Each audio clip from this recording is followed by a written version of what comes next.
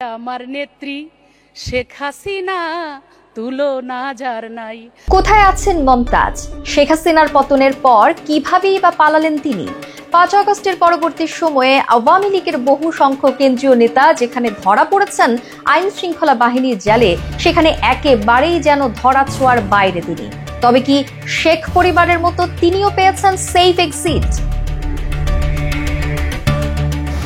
আওয়ামী লীগ সরকারের আমলে সঙ্গীত শিল্পী থেকে সংসদ সদস্য বনে যাওয়া এই শিল্পী এখন পুরোপুরি লোকচক্ষুর অন্তরালে।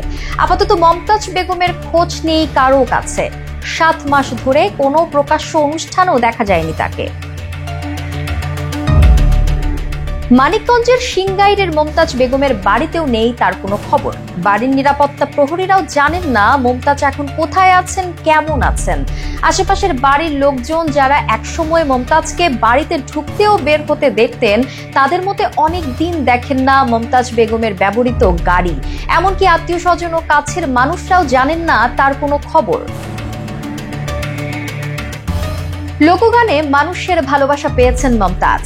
গানের মঞ্চে মানুষকে বহু বছর মাতিয়ে রেখেছেন তিনি। তবে জনপ্রিয় এই সঙ্গীত শিল্পী বেশ কয়েক বছর ধরে রাজনীতিতেও বেশ সক্রিয়, কিন্তু একই সাথে পড়েছেন সমালোচনার মুখে। সংরক্ষিত আসনে সংসদ সদস্য হয়ে প্রথম জাতীয় সংসদে প্রতিনিধিত্ব শুরু তার। এরপর সরাসরি নির্বাচনেও লড়েছেন, বিজয়ী হয়ে সংসদে গেছেন। এমনকি সংসদে গান গেয়েও পড়েছিলেন সমালোচনার মুখে।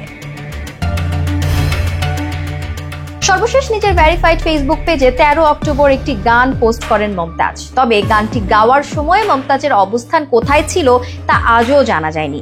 ভিডিওতে মমতাজ আমার হাত বান্ধিবি, পা বান্ধিবি, মন বান্ধিবি কেমনে গানটি গেয়েছেন। তবে পোস্টের কমেন্টে তীব্র সমালোচনার মুখে পড়েছেন তিনি। কিভাবে তিনি গোপনীয়তা বজায় রাখছেন তা নিয়েও প্রশ্ন তুলছেন অনেকে।